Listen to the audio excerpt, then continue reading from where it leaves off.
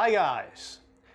My name is Vic and I'm the lead designer behind Green Hell, the board game, the boxes that you can see behind me. In this video I will be showing you how to set up a game of Green Hell and how to play. I'll explain the basic rules for a two-player game in this video, so let's get right to it.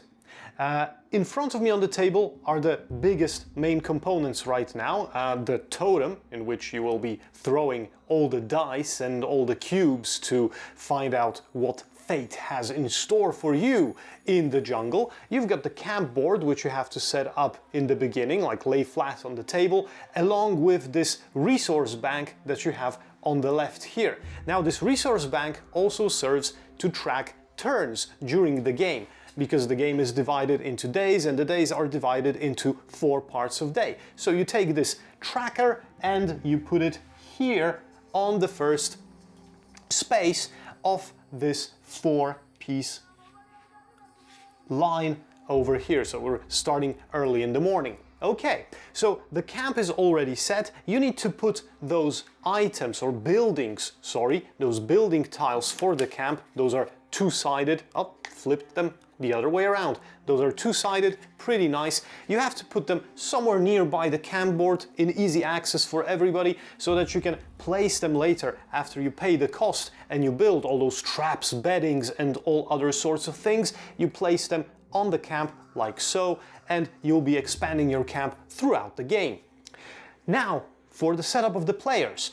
As I said, we'll be playing a two-player game, so for a two-player game you will need 2 character boards that look like this. You have a backpack here, you have the stat bars over here, you've got the conditions over here, and your hands and energy and hydration bars over here as well. You lay them in front of you and you choose your characters. We've got 4 to choose from in the basic game. So we've got Pierre, who is a botanist or a scientist of sorts. Isabel, she'll be the medic of the team. We've got Selena, who is the explorer or the guide. She knows her way around the jungle. And Mackenzie, who is a survivalist, an ex-special forces guy who is like the combat character for the team. For my two-player game, I will choose Mackenzie and I will slot him over here into the board, and I will choose the medic, which is Isabel, because, well, every cooperative game needs a medic, right? Who'll be saving all those injured players throughout the campaign. So you slot those cards over here, and then you take general markers. Those are those transparent cubes that you get together with the game, or at least in the prototype version, and you put 1 cube on each column of those stats over here that will be used for changing stats. You place them initially on the 0 space, and those will be used to move them around and add or deduce stats throughout the game. You also take 2 markers and place them on the maximum hydration level on your character boards, and also on the one but last field on the energy track. So we've got 4 energy, 10 hydration, and 0s on those bonus stat markers in the beginning of the game. And thus you have the characters prepared. The one last thing that you have to do is take markers for your stamina and your sanity and set the initial values for the characters. And as I'm doing this, Isabel has 6 stamina and 8 sanity, so the white die is on 8 and the yellow is on 6, and yeah, okay, the yellow one is on 6. And also the white die on 6 and yellow die on 7 for Mackenzie's stamina and sanity as well. Okay, so now that we have the characters set up, we can start setting up the scenario, which is the last thing we need to do to play a game of Green Hell. For this, we need the scenario cards, and I've got quite a few here, around 10 for the first 3 scenarios of the campaign, and I will choose Welcome to the Jungle, which is the first scenario, serving like a tutorial, more or less, for the game and an introduction, and we will be setting up a game of this. Now, this scenario has 3 cards, so you have to locate all of them. They're like scenario 1.1, 1.2 and 1.3, and On the front side, you have some flavor text that you can read to all the players to get them in the mood and introduce them to the plot, and then you have the goal, which is the goal for this stage of the scenario. Once this goal is complete, you will be able to uncover the next card, read the flavor text on this, and move the story along, and hopefully reach the end of the scenario before the days run out. And talking about days, on the other side, we've got the setup for the scenarios with the map's grid, with some special rules, and with the number of days, which is very important because the number of days is the amount of turns that you have to complete the scenario before you fail.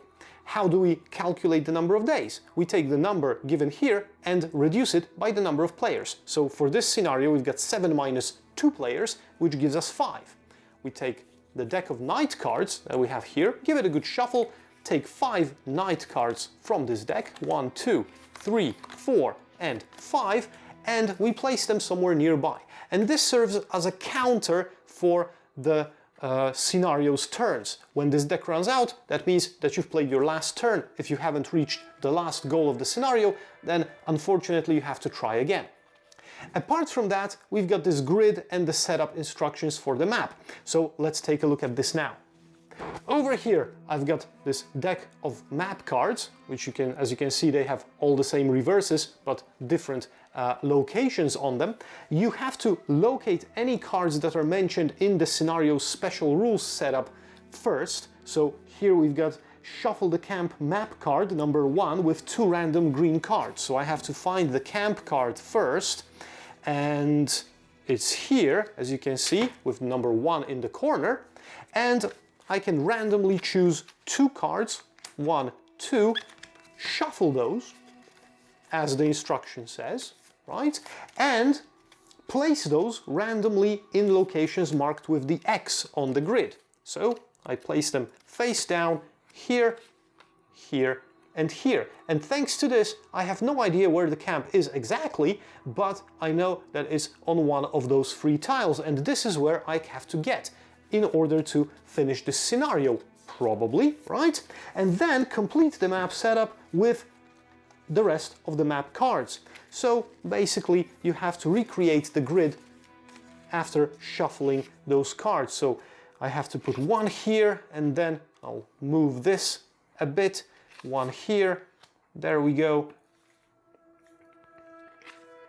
And we've got this grid over here, and the last bits, whoops, is a bit cramped over here, so I'll move it slightly, and this is the last bit that we need placed. And the starting area, marked with an S on the card, is flipped up, and this is where you place the minis for your characters. So we've got, so we've got the medic, and we've got the survivalist. All right, so here's the map set up. You'll be traveling along this. Here you've got the camp board with the camp tiles. We've got our characters, 2 of them for a 2-player game. We've got the totem, and we've got all of the other elements that we need in order to play Green Hell, which should be just placed in easy access of all players.